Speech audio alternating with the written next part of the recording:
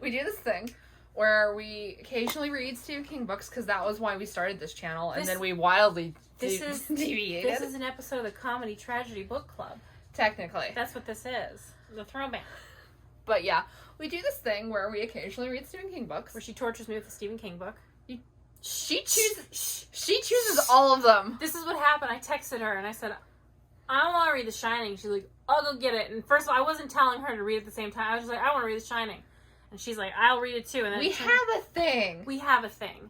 And so the goal is, before I die, she wants me to read every Stephen King book. And before she dies, I want her to suffer.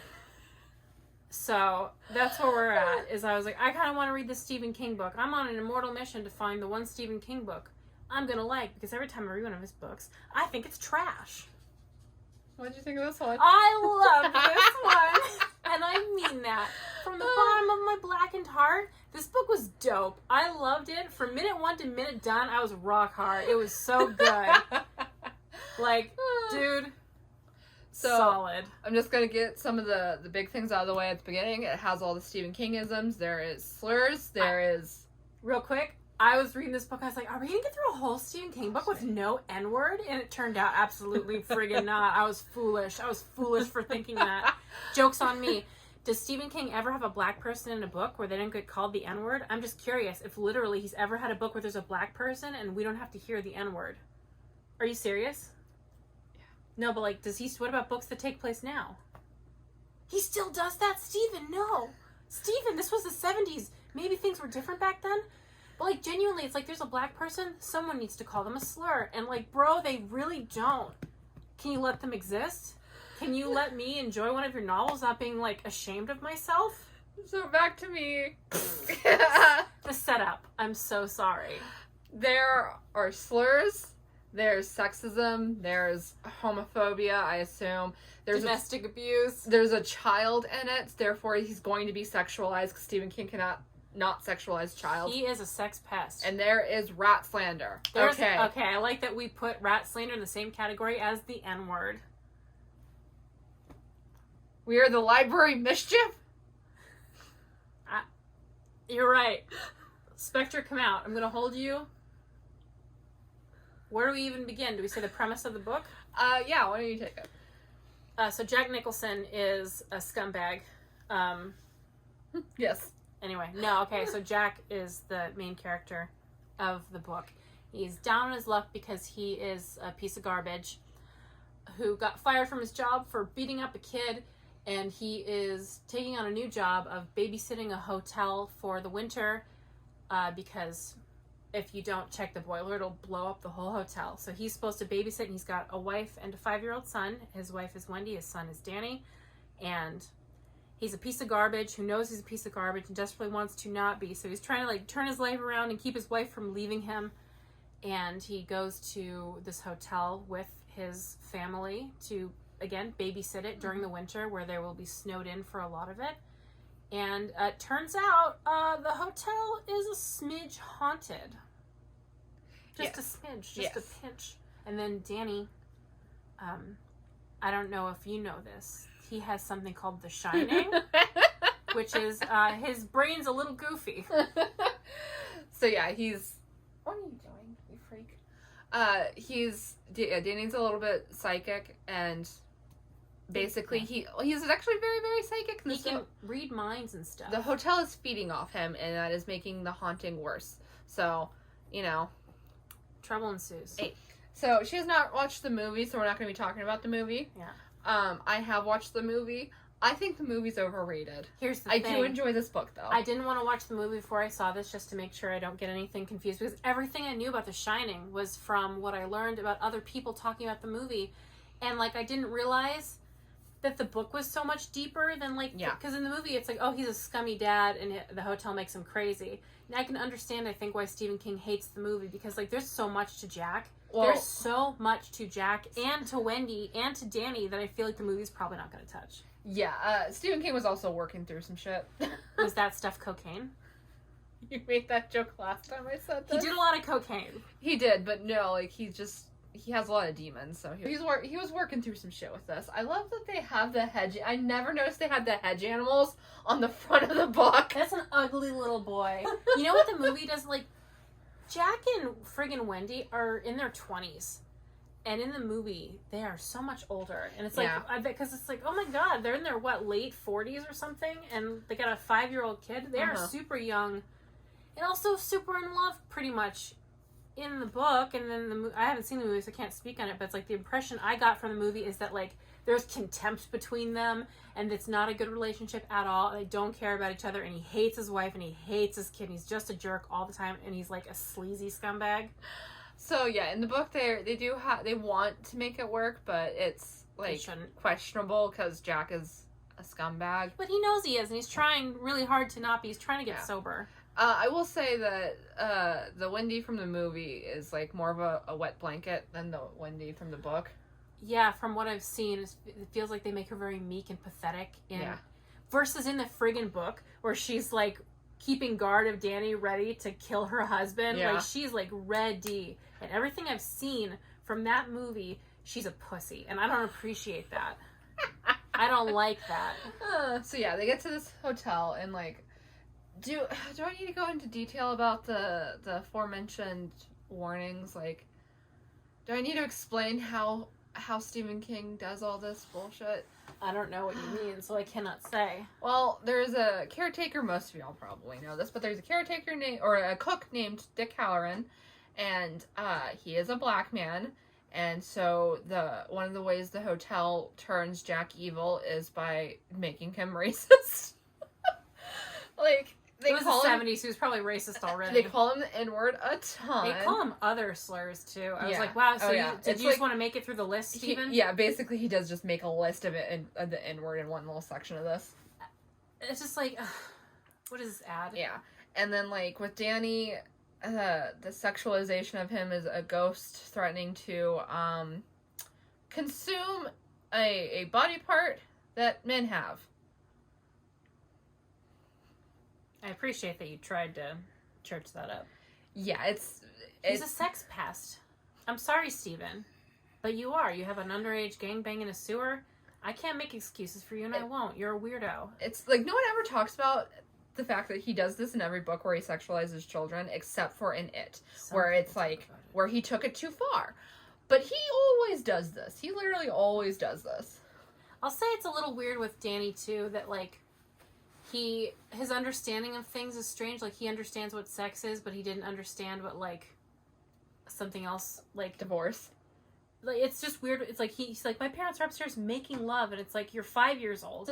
You have an understanding of that as, like, not, like, what was it, a concussion or something? And it's like, how does he know what sex is when he was 5? Yeah. Making love, how did he know the difference between the categories? You know what I mean? Like, he understands that his parents are, like, in a good place. Yeah. But I will say that this is one of Stephen King's strongest works in, like, the simple writing of it, because... I thought this was excellent. Yeah, because Jack has a lot of running thoughts, and the way it's written, it's just that thought just going, and it just goes, and it goes, and it goes, and you're just sitting there just like, Jesus Christ.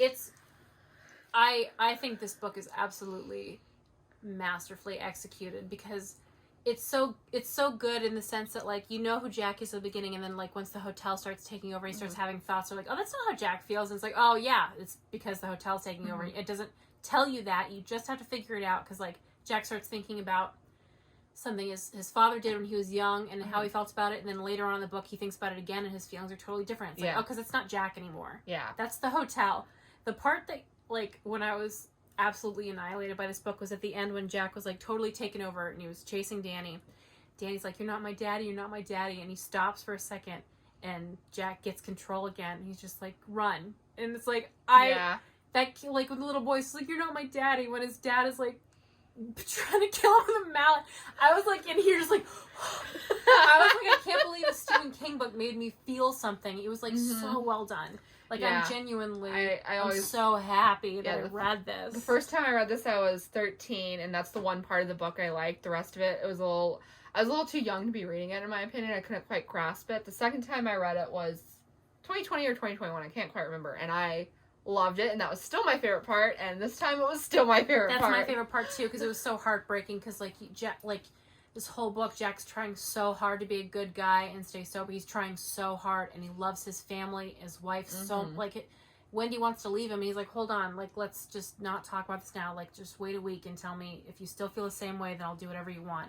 He's trying so hard, and at the end, he's, like, lost in such a catastrophic way, but he gets control of himself enough to tell his kid to run, and it's just like, ugh, it's so sad. Yeah. And he dies, and it's just like all that, and then you find out Danny has a horrible life later because of Dr. Sleep, which I don't like. It's like... Yeah, I'm not looking forward to reading that one. That one I think is going to upset me, because it's just like, I just want good things for Danny. I don't know what happened to Wendy. I don't think... It mentions it. She's dead by the time Dr. Sleep starts. It's like 40 years later, so that makes sense. Here's the biggest problem with Stephen King, is if you give him long enough, what few good endings he does, he will ruin in another book. It's sad because it was set up that, like, they have a little money, and it's, like, enough money to send Danny to college when he's older and give him a head start, and it's like, but he becomes, like, a coke addict or whatever, and it's just, like, miserable. It's like... And then I like the clip I saw of the movie where Ewan McGregor was talking about his dad. He's like, I drink and stuff because that's the part of me that I got from him. That's like the part of my dad that I am. And like, that's incredibly touching. But it's heartbreaking that it's the life Danny has. Because like his dad had a miserable life and died really young trying to fix his family. And then Danny's like in his 40s and he's a mess, traumatized by The Shining and the hotel and what happened to his father. And just like, also, how come in the movie it's an axe, not a mallet?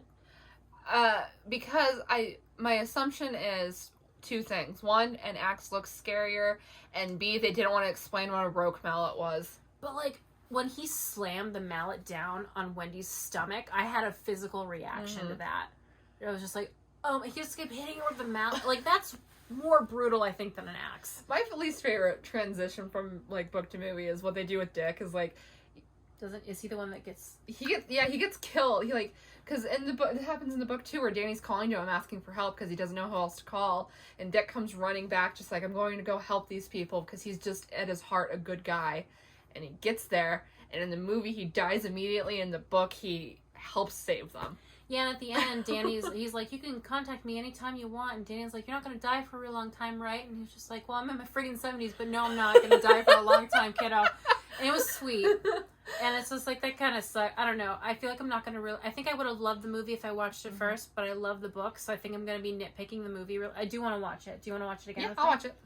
But I don't think I'm going to like... Not that it's a bad movie. It's probably a wonderful movie. But I love this book, and there's so much depth to it. I just don't think Jack Nicholson's going to be like that kind of character. Yeah. And Wendy is like a whole entire person. And everything I see with Shelley Duvall, she's just like, oh, Danny.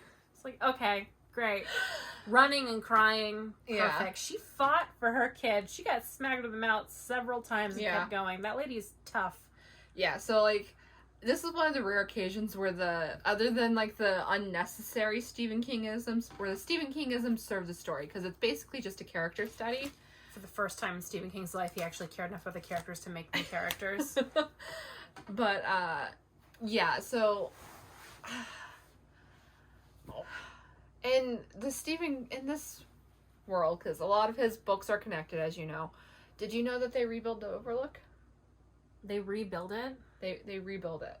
Right where the old Overlook was. I can't remember what book it's part mentioned in. Part of the issues is that, like, you can't use that hotel for, like, 5 months out of the year. Why would they build it there?